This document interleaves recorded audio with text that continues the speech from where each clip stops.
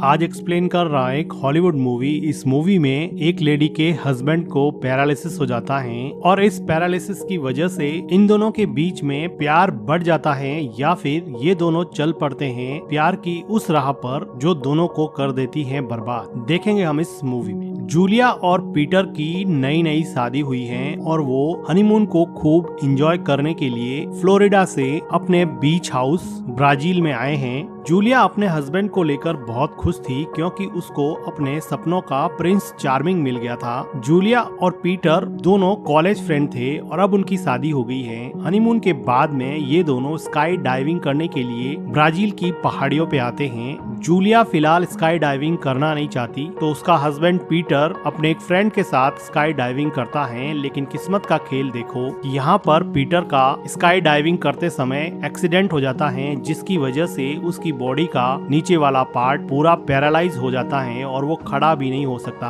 अब उनकी जिंदगी में अचानक से आए इस मोड़ की वजह से जैसे उनकी जिंदगी पूरी तरह से उथल पुथल हो गई हो। पीटर को ब्राजील के इसी बीच हाउस पे लाया जाता है जहाँ पर उसकी वाइफ और उसकी मॉम उसकी केयर करेगी। उसकी मॉम को अपने बेटे को इस हालत में देख के बहुत दुख होता है। पीटर की मॉम ने पीटर के डॉक्टर के रिकमेंडेशन के बेस पर एक फिजियोथेरेपिस्ट हायर की है जो यहाँ पर रेगुलरली विजिट करती रहेगी और पीटर को फिजियोथेरेपी देगी और साथ साथ उसकी रोजमर्रा के कामकाज में हेल्प भी करेगी। इसी बीच हाउस में इस घर की देखभाल करने वाला और गार्डन की टेक केयर करने वाला एक गार्डनर भी है और ये गार्डनर पीटर की खास देखभाल करता है। पीटर को एक जगह से दूसरे जगह ले जाने में उसकी हेल्प करता है और गार्डनर को यहाँ पर एज अ फैमिली मेंबर ही समझा जाता है। पीटर की वाइफ जूलिया को इस बात का बहुत दुख है कि उसके हस्बैंड का एक्सीडेंट हो गया। पीटर भी यही कहता है कि हमने क्या क्या सोचा था। हमने सोचा था कि शादी के कुछ साल तक हम ब्राजील के इस बीच हाउस में ही रहेंगे और खूब एंजॉय करेंगे, लेकिन हमारे साथ जिंदगी ने क्या खेल खेला है कि अब हम मेरी फिजिकल डिसेबिलिटी को लेकर दिन रात परेशान रहते हैं। इस बात को लेकर पीटर और जूलिया बहुत ही परेशान रहते हैं कि पीटर पता नहीं कब ठीक होगा और कब अपने पैरों पे चल पाएगा। फिलहाल जूलिया के हस्बैंड की एक ही होप है, उसका न्यूरोलॉजिस्ट डॉक्टर और उसकी फिजियोथेरेपिस्ट जो दिन रात कोशिश करके उसको अपने पैरों पे खड़ा करने की कोशिश कर रही है। जूलिया और पीटर दोनों ही स्क्रिप्ट राइटर हैं जो हॉलीवुड मूवीज की स्क्रिप्ट लिखते हैं। पीटर ने कई ब्लॉकबस्टर मूवीज की स्क्रिप्ट लिखी है जिस वजह से वो ये मैंसन भी खरीद पाया है और अब जूलिया भी स्क्रिप्ट राइटिंग में काफी इंटरेस्ट दिखाने लगी है और वो भी अब धीरे धीरे स्क्रिप्ट लिखने लगी है। पीटर जूलिया को कहता है कि हम दोनों इस मैंशन में अलग अलग रूम में रहेंगे ताकि तुम जब भी स्क्रिप्ट लिखो या अपना काम करो तो मैं तुम्हें डिस्टर्ब नहीं करूं क्योंकि मैं हमेशा सैड मूड में ही रहूंगा। जूलिया बेमन से ही सही लेकिन फिलहाल पीटर के इस डिसीजन से एग्री कर जाती है। जूलिया अब यहाँ पर स्क्रिप्ट राइटिंग के अलावा गार्डनर से गार्डनिंग सीखने में भी इंटरेस्टेड है और वो इस गार्डनर से काफी मेल जोल बढ़ा लेती है। एक रात को जूलिया जब अपने बेड पर सो रही थी तो उसको उसके हस्बैंड का अपने ही मेंशन से कॉल आता है। वो उसको अपने रूम में बुलाता है और कहता है कि मैं तुम्हें मिस कर रहा था। जूलिया का हस्बैंड जूलिया को बताता है कि अब वो कभी भी रोमांटिक नहीं हो पाएगा, उसकी बॉडी के लोअर पार्ट में पैरालिसिस हो गया है और उसको इस बात का बहुत दुख है कि वो जूलिया को फिजिकल प्लेजर भी नहीं दे पाएगा। जूलिया को भी इस बात का बहुत दुख है लेकिन जूलिया फिलहाल पीटर को अपने साथ रोमांटिकली इन्वॉल्व करने की कोशिश करती है, लेकिन पीटर उसको कहता है कि बस करो, ये सब मत करो, तुम्हें पता है ना कि मेरी बॉडी के लोअर पार्ट में पैरालिसिस हो गया है, तुम ऐसा क्यों कर रही हो, तुम मुझे जलील क्यों कर रही हो। इस बात से जूलिया को रियलाइज हुआ कि ऐसा करने से पीटर को और ज्यादा शर्मिंदा होना पड़ता है, तो वो दुखी होकर मैंसन के एक कोने में जाकर पियानो बजाने लग जाती है, जैसे पियानो की हर धुन उसके दिल का दर्द बयां कर रही हो और इसी दर्द को शायद कोई समझ रहा था जो उसको पीछे से देख रहा था। ये गार्डनर जो जूलिया को पीछे से देख रहा था अंदर ही अंदर जूलिया के दर्द को समझने लगा। नेक्स्ट डे ब्रेकफास्ट टेबल पर जूलिया और पीटर एक दूसरे से बातें करते हैं तो पीटर जूलिया को कहता है कि अब देखो मेरे बॉडी के लोअर पार्ट में पैरालिसिस हो गया है तो मैं कभी भी बच्चा पैदा नहीं कर पाऊंगा। तो जूलिया पूछती है कि तुम क्या चाहते हो, तो पीटर कहता है कि मैं चाहता हूँ कि तुम किसी और आदमी के साथ रोमांटिक होकर कम से कम हमारे लिए एक संतान पैदा कर दो ताकि कि हम एक फैमिली की तरह तो रह सके, लेकिन जूलिया को ये डिमांड बिल्कुल वियर्ड लगती है। उसको लगता है कि वो अपने हस्बैंड के अलावा किसी और के साथ रोमांटिक नहीं होगी। इस बात पे दोनों में झगड़ा हो जाता है। जूलिया पीटर को छोड़कर किसी के साथ रोमांस नहीं करना चाहती थी, लेकिन पीटर जूलिया से एक संतान चाहता था। जूलिया अब परेशान होकर घर के बाहर चली जाती है तो वो देखती है कि उसकी कॉलेज फ्रेंड आई है जो अक्सर यहाँ पर आती रहती है। जूलिया की ये फ्रेंड न्यूयॉर्क की बेस्ट सेलिंग बुक की राइटर्स हैं जो अक्सर पॉलीगैमी और मल्टीपल पार्टनर्स के बारे में लिखती हैं। जूलिया भी अपनी प्रॉब्लम अपनी फ्रेंड को बताती है कि कैसे उसका हस्बैंड किसी और के साथ रोमांस करके उसको बच्चा पैदा करने के लिए मजबूर कर रहा है। तो जूलिया की फ्रेंड उसको क्लियरली बताती है कि देखो, नेचर ने तो हमें पॉलीगैमसी बनाया है, हम मल्टीपल पार्टनर चूज कर सकते हैं, बस समाज और दुनिया वालों ने ये रोमांस और सिंगल पार्टनर और फैमिली का कॉन्सेप्ट रखा है। नेचर सिर्फ हमें इसी बात के लिए प्रिपेयर करता है कि हम ऑफस्प्रिंग यानी कि संतान पैदा कर सके। और वो कहती हैं कि मेरे खुद के मल्टीपल पार्टनर्स हैं, मुझे किसी से कोई प्रॉब्लम नहीं है। अगर तुम किसी एक आदमी के साथ रोमांस करके बच्चा पैदा करके अपना घर बसा सकती हो तो इसमें कोई प्रॉब्लम नहीं है। लेकिन जूलिया इस आइडिया को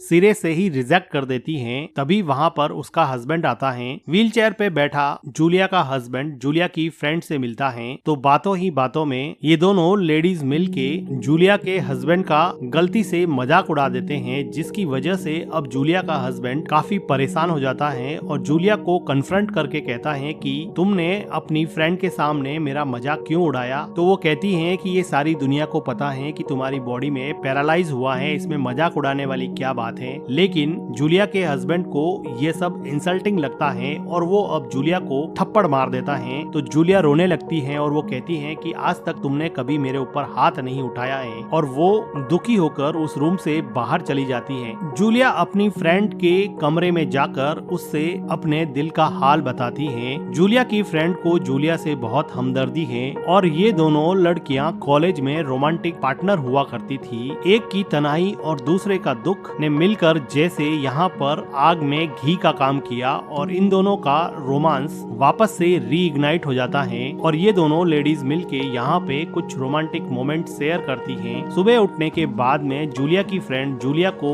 गार्डन में ले जाती है और उसका मूड लाइटन अप करती है और वो गार्डनर को दिखाकर कहती है कि मैंने तुम्हारे मेंशन के इसी गार्डनर से अपना एक कैरेक्टर डिजाइन किया है जो मेरी बुक में बहुत फेमस हुआ था। कहती है कि देखो, वो गार्डनर है लेकिन कितना हैंडसम और गुड बिल्डअप वाला है, कोई भी लड़की उसके साथ रोमांटिक होने को तैयार रहेगी। जूलिया को पता था कि उसकी फ्रेंड किस तरफ इशारा कर रही है। वो चाहती थी कि वो जूलिया गार्डनर के साथ रोमांटिक होके पीटर को एक बच्चा दे दे, लेकिन जूलिया फिर से इस आइडिया को सिरे से ही नकार देती है। अब जूलिया की फ्रेंड को न्यूयॉर्क जाना था क्योंकि उसकी बुक रिलीज होने वाली थी। जूलिया की फ्रेंड के जाने के बाद में जूलिया फिर से अकेली पड़ जाती है तो जूलिया फोन करके अपनी बहन को बुला देती है। जूलिया की सिस्टर जूलिया को समझाती है कि अगर तुम्हारा हस्बैंड तुम्हें मारता है तो तुम्हें उसके साथ रहने की कोई जरूरत नहीं है। लेकिन जूलिया दुखी मन से ही सही, लेकिन वो कहती है कि मैं अपनी मैरिज को ऐसे नहीं तोड़ूंगी, किसी सिंगल इवेंट की वजह से मैं अपनी शादी को नहीं तोड़ूंगी। वो पीटर को भी समझाती है लेकिन पीटर भी यहाँ पर कुछ समझता नहीं है। जूलिया की सिस्टर के समझाने के बाद में फिजियोथेरेपिस्ट भी जूलिया को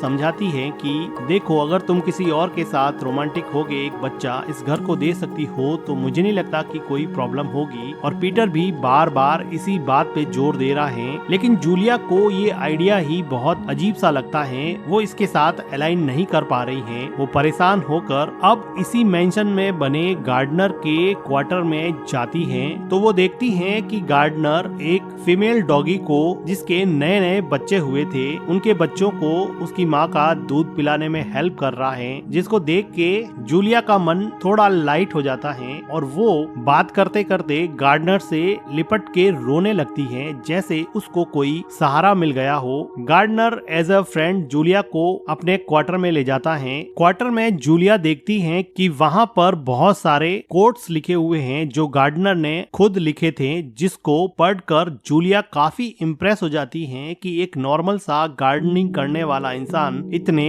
गहरे कोट्स कैसे लिख सकता है। वो गार्डनर को इसके बारे में पूछती है तो गार्डनर बताता है कि उसको शुरू से ही बुक्स पढ़ने का शौक रहा है और वो अपने खुद के बनाए हुए कोट्स लिख के यहाँ चिपकाता रहता है। यही नहीं, वो सिंगिंग भी करता है, वो गिटार भी बजाता है। तो अब जूलिया गार्डनर को गिटार बजाने के लिए कहती है, तो गार्डनर गिटार बजा के एक सॉन्ग सुना के जूलिया को चीयर अप कर देता है। जूलिया को अब सच में ही इस गार्डनर में अपना रोमांटिक पार्टनर दिखाई देने लगा। वो उसी रात को अपने हस्बैंड से बात करती है कि अगर तुम चाहते हो कि मैं किसी और के साथ रोमांटिक होके तुम्हें एक बच्चा दूं तो शायद मैं ये करने की कोशिश करूंगी। इस बात से उसका हस्बैंड काफी खुश हो जाता है कि फाइनली जूलिया इस बात पे एग्री हो गई है। अगले दिन जूलिया फिर से गार्डनर के क्वार्टर में जाती है, लेकिन प्यार की चिंगारी गार्डनर के दिल में भी जल चुकी थी और ये दोनों मिलकर यहाँ पर इंटीमेट होते हैं। और जूलिया का वो सपना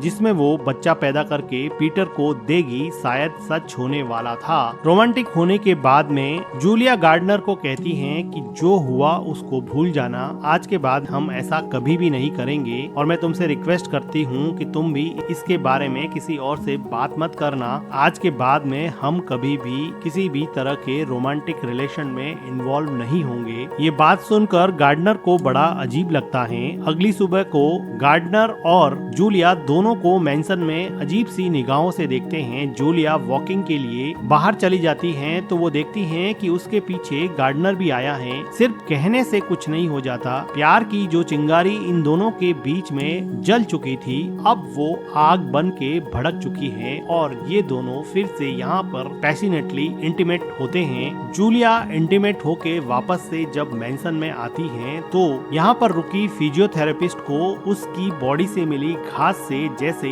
उस पर शक हो जाता है। उसी रात को जब वो पीटर के साथ चेस खेल रही थी तो वो विंडो से देखती है कि जूलिया गार्डनर के क्वार्टर में जा रही है। इससे फिजियोथेरेपिस्ट को ये कंफर्म हो जाता है कि जूलिया और गार्डनर का अफेयर चल रहा है, लेकिन फिलहाल वो जूलिया के हस्बैंड पीटर को इसके बारे में कुछ नहीं बताती है। जूलिया अपनी बहन को कहती है कि मैं गार्डनर के साथ रोमांटिक तो हो गई, मैं तो सिर्फ बच्चा पैदा करने के लिए रोमांटिक हुई थी, लेकिन मैं अब अपने आप को रोक भी नहीं पा रही हूँ। मुझे समझ में नहीं आ रहा कि मुझे इतने कम टाइम में उससे प्यार कैसे हो गया। उसकी बहन उसको समझाती है कि देखो तुम उसको भूल जाओ, नहीं तो तुम्हारी पूरी फैमिली बर्बाद हो जाएगी। लेकिन जितना मुश्किल जूलिया के लिए गार्डनर को भूलना था उतना ही मुश्किल गार्डनर के लिए जूलिया को भूलना भी था, क्योंकि गार्डनर ने अपनी डिवोर्स्ड वाइफ की साथ में फोटो को अब जला दिया था, जिससे क्लियरली ये लग रहा था कि वो अब शायद जूलिया से प्यार करने लगा है और अपनी वाइफ को भूलने लगा है। अब घर में फिजियोथेरेपिस्ट के अलावा पीटर की मॉम को भी गार्डनर पे डाउट हो जाता है, इसलिए वो कुछ दिनों के लिए गार्डनर को मेंशन से छुट्टी दे देते हैं और अपने घर जाने के लिए बोल देते हैं। जब ये बात जूलिया को पता चलती है कि गार्डनर को कुछ दिनों के लिए छुट्टी दे दी गई है तो वो पीटर की मॉम से जाके पूछती है कि गार्डनर कहाँ गया है। पीटर की मॉम बताती है कि वो कुछ दिनों के लिए घर पे चला गया है, मुझे मत बताओ कि तुम दोनों के बीच में क्या चल रहा है। वो अपने हस्बैंड को जाके कन्फ्रंट करती है कि तुमने गार्डनर को छुट्टी क्यों दे दी, तुमने उसको निकाल क्यों दिया। तो उसका हस्बैंड कहता है कि देखो मैं नहीं चाहता कि तुम एक ऐसे आदमी के साथ रोमांटिक हो जो एक लो ग्रेड के जीन रखता है। मैं चाहता हूँ कि तुम एक ऐसे आदमी के साथ रोमांटिक हो जिसमें हाई क्वालिटी के जीन हो, कोई नोबल मैन हो, कोई रॉयल मैन हो। मैं नहीं चाहता कि मेरी औलाद गार्डनर की औलाद हो। फिलहाल जूलिया के हस्बैंड को ये नहीं पता होता है कि जूलिया ऑलरेडी गार्डनर के साथ फिजिकल हो चुकी है, लेकिन जूलिया को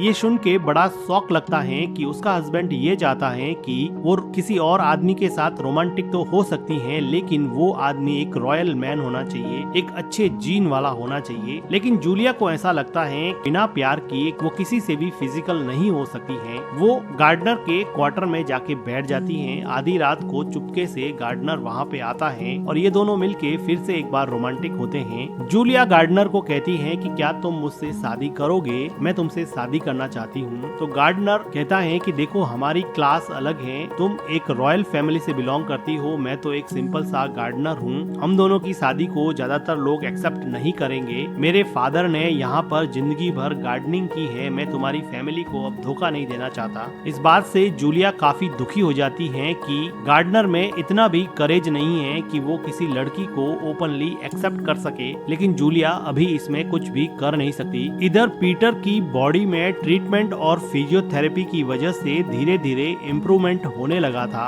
और इस इम्प्रूवमेंट के प्रोसेस में वो फिजियोथेरेपिस्ट से काफी क्लोज हो गया और अब उसकी बॉडी का लोअर पार्ट धीरे धीरे जैसे ठीक हो रहा था। फिजियोथेरेपिस्ट की दिन रात केयर की वजह से और न्यूरोलॉजिस्ट के ट्रीटमेंट की वजह से अब पीटर फिर से रोमांटिक हो सकता था और वो अपनी ही फिजियोथेरेपिस्ट के साथ यहाँ पर लगभग 2 साल बाद में किसी लेडी से रोमांटिक होता है। रोमांटिक होकर पीटर को बहुत खुशी है, उसे खुशी इस बात की है कि वो अपनी वाइफ के साथ फिर से रोमांटिक हो जाएगा। फिजियोथेरेपिस्ट को भी इस बात की खुशी है कि उसने फाइनली अपने पेशेंट को ठीक कर दिया है, लेकिन उसको इस बात का दुख भी है कि पीटर की वाइफ उसके पीछे चीट कर रही है। वो पीटर को बता देती है कि तुम्हारी वाइफ गार्डनर के साथ अफेयर चला रही है और कई बार उसने उसकी आंखों से देखा है कि वो एक दूसरे के साथ रोमांटिक होते हैं। ये बात सुन के पीटर को बहुत गुस्सा आता है। इधर गार्डनर के पास में उसकी एक्स वाइफ आ जाती है जिसको